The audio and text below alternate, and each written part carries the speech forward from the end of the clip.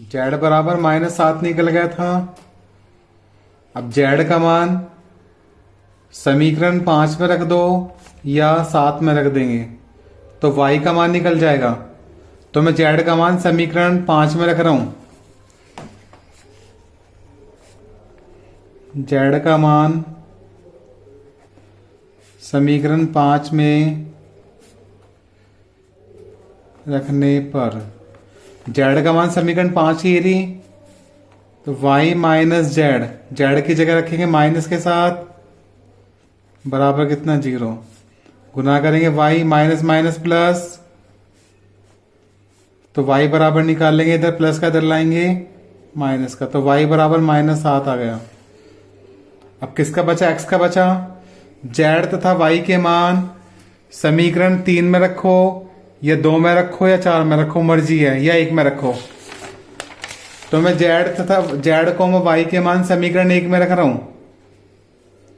यहां से x का निकल जाएगा, या 2 में रख लो, कहीं भी रख सकते हो, 1 में, 2 में, 3 में, 4 में, कहीं भी रख सकते हो। तो z कोमा y के मान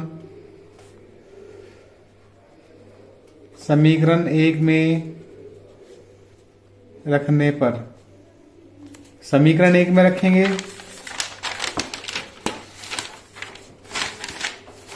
एक ही है हमारी 4x, 4 इंटू एक्स, एक्स की जगह रखेंगे हम एक्स का मान तो निकालना ही है हमें, फिर प्लस के 5y, 5 इंटू वाई, वाई की जगह रखेंगे हम -7, फिर प्लस क्या है, फिर माइनस के जेड है, माइनस जेड, जेड की जगह रखेंगे -7, बराबर कितना 0। इसको सोल्व कर लेंगे, 4x गुना करेंगे प्लस माइनस माइनस, 5 सत्ते 35, माइनस माइनस प्लस के साथ बराबर 0। 4x घटाएंगे तो माइनस के 28 बचेंगे, बराबर 0। यहां से x का मान निकाल लेंगे, ये इधर माइनस का इधर लाएंगे प्लस का, और x बराबर निकाल लेंगे, इसके बटे में आ जाएगा, और x बराबर 4 सत्ते 28।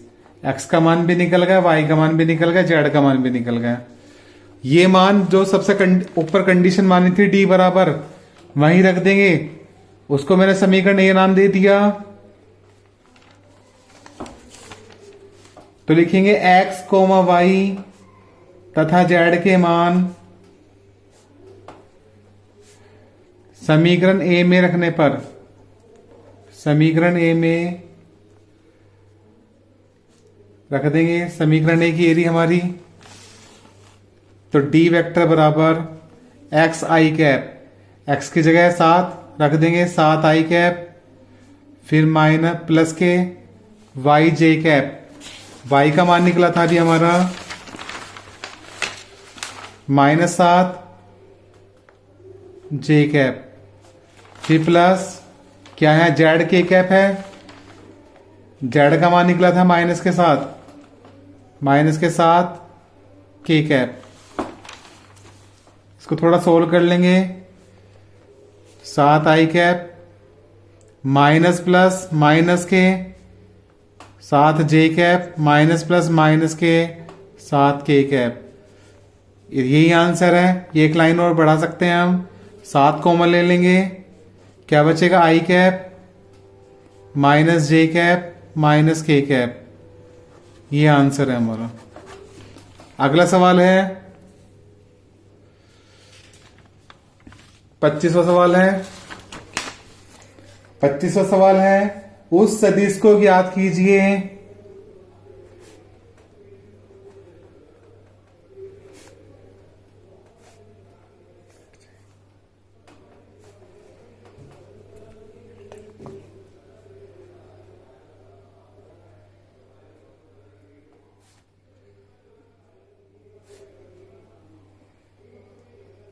तीन सदिशों 3 i cap -5 k cap comma 2 i cap plus 7 j cap तथा I cap plus J cap plus K cap के साथ अदिश गुणन -1, 6 तथा 5 है।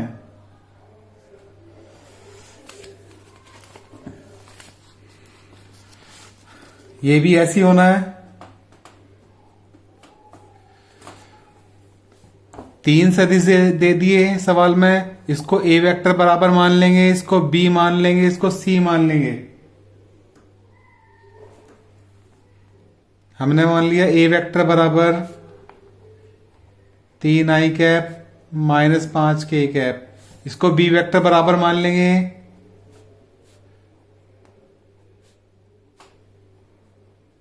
इसको सी वेक्टर बराबर मान लेंगे,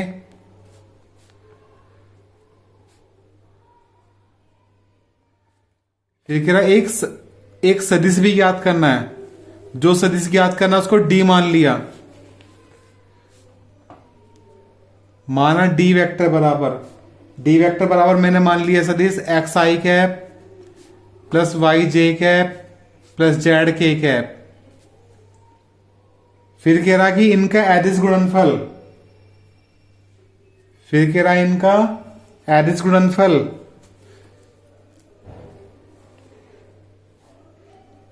इसका अदिश गुणनफल दे रखा है इसने -1, इसका अदिश गुणनफल यानी कि डॉट मल्टीप्लाई को बोलते हैं। इनकी गुना करेंगे डॉट,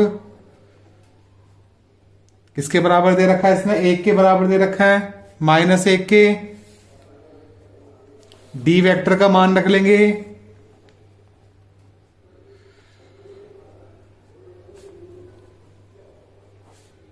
फिर डॉट ए वेक्टर का मान रख लेंगे, बराबर किसके, -1 के। सोल्व कर लेंगे, आई की मल्टीप्लाई आई में करेंगे, 3x आई डॉट आई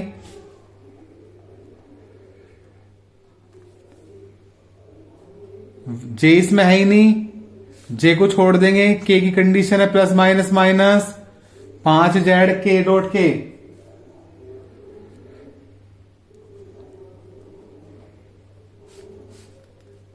इनके मान 1 हो जाएंगे, क्या बचेगा, 3x माइनस के 5z बराबर -1। ये समीकरण 1 मान ली। फिर इसका अदिश गुणनफल दे रखा सवाल में 6, इसका अदिश गुणनफल दे रखा 6, तो d की डॉट किस में करेंगे, b के साथ, और जब डॉट गुना करेंगे तो इनका अदिश गुणनफल 6 के बराबर दे रखा है। डी वेक्टर का मान रख देंगे,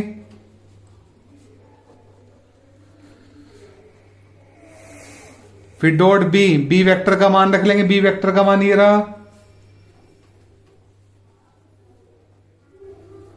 किसके इक्वल दे रखा, 6 के। इनकी गुना कर लेंगे, 2x आई डॉट आई, जे की गुना जे में प्लस 7y जे डॉट जे,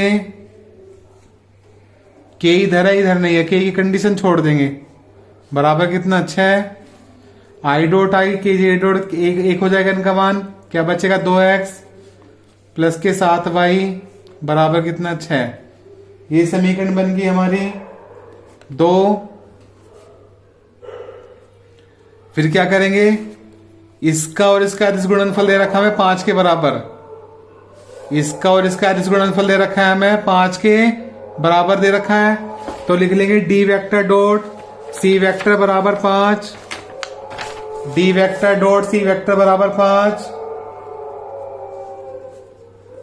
डी का मान रख देंगे, डी का मान है X I cap Y J cap plus Z K cap dot C का मान ये दे रखा है, I cap plus J cap plus K cap, किसके इक्वल दे रखा है, 5 के। इनकी भी गुना कर लेंगे, X I dot I plus Y J dot J plus Z K dot K बराबर 5। इन सब के मान 1 हो जाएंगे। क्या बचेगा? X plus Y plus Z बराबर 5। ये समीकरण होगी 3। समीकरण 1, 2, 3 को हल करके एक्स वाई के मान निकालेंगे ऐसे।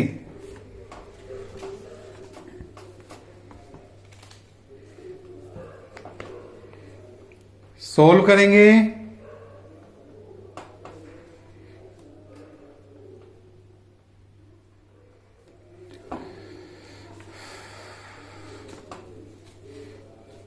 समीकरण 1, 2, 3 को हल करके एक्स वाई के मान ही निकालेंगे। सभी बच्चे ध्यान देंगे, बताएंगे कैसे सोल्व करेंगे।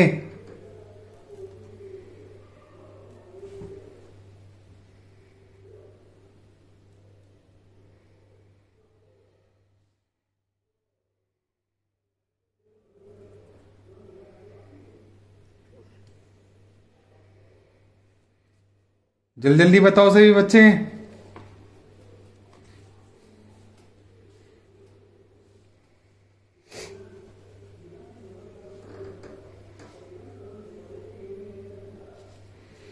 यहां कंडीशन एक्स वाई में है, हमें भी कंडीशन एक्स वाई में बना लेंगे।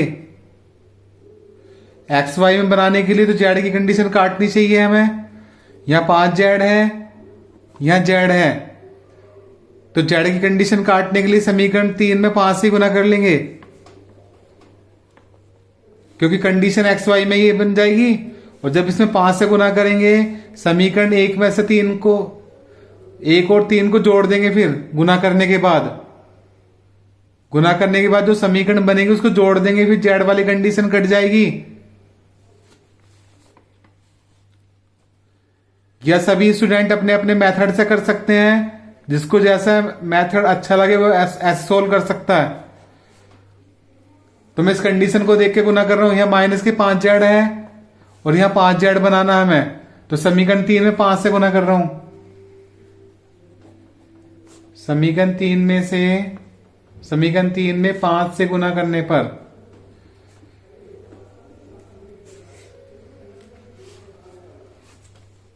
5 से गुना करेंगे 5x प्लस के 5y प्लस के 5z बराबर 5 पंजे 25। ये समीकरण बन गई 4। अब समीकरण 1 और 4 को क्या करेंगे? जोड़ देंगे। यहां माइनस के 5z है, यहां प्लस के 5z है। जब जोड़ेंगे तो जेड वाली कंडीशन कट जाएगी। समीकरण 1 में 4 को जोड़ने पर जोड़ेंगे तो ये प्लस 4 येरी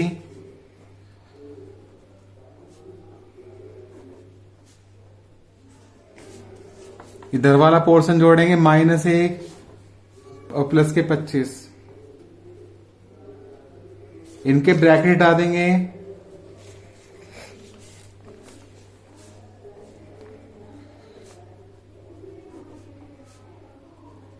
घटाएंगे तो प्लस के 24 बचेगा। 5 जेड कट जाएंगे प्लस माइनस के, क्या बचेगा? 8x प्लस के 5y बराबर कितना? 24। ये समीकरण होगी 5। समीकरण 2, समीकरण 5। समीकरण 2 में 4 से गुना कर देंगे, यहां 8x हो जाएगा और यहां 8x यहां है। समीकरण 2 और 5 को हल कर लेंगे। अब कौन सी विधि से कौन सी विधि अच्छी लगे उस विधि से कर सकते हो। प्रतिस्थापन, विलोपन, व्युत्क्रमण। तो मैं विलोपन विधि से कर रहा हूं। समीकरण 2 में 4 से गुना करने पर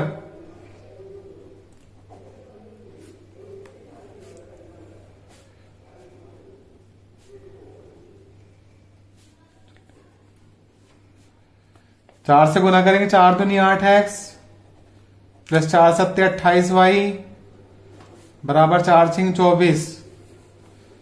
ये समीकरण मान ली 6। अब समीकरण 5 और 6 देखेंगे। यहां भी 8x प्लस के, यहां भी 8x प्लस के। समीकरण 5 में 6 को घटा देंगे। समीकरण 5 में से समीकरण 6 को घटाने पर, घटाएंगे समीकरण 5 ये रही, समीकरण 6 ये रही,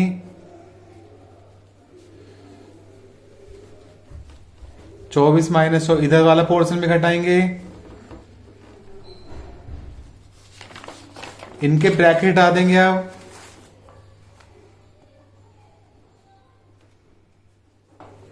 माइनस के 8x माइनस प्लस माइनस बराबर 0, 8x प्लस माइनस के कट जाएंगे,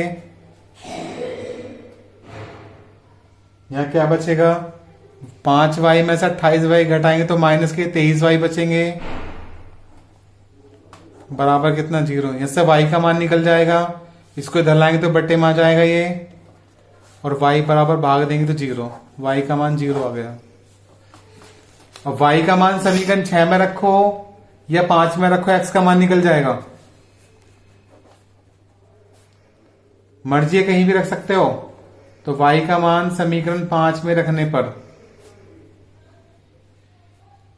समीकरण 5 ये रही, तो 8x प्लस 5y, 5y का मान 0 रखेंगे, बराबर कितना 24, 8x ये तो 0 हो जाएगा, 8x बराबर 24, x बराबर निकालेंगे 24/8 हो जाएगा, इधर आके x बराबर 8 या 24, x का मान 3 आ गया। x तथा y अब किसका बचा, z का बचा, x तथा y के मान समीकरण 3 में रखो या 4 में रखो, मर्जी है, तो मैं 3 में रख रहा हूं। x तथा y के मान समीकरण 3 में रखने पर, 3 ये रही, x का मान क्या रख रहे 3, प्लस y का मान क्या रख रहे 0, प्लस z बराबर कितना 5, यहां से z का मान निकल जाएगा, z बराबर 5 माइनस 3, z बराबर 2, z का मान भी निकल गया।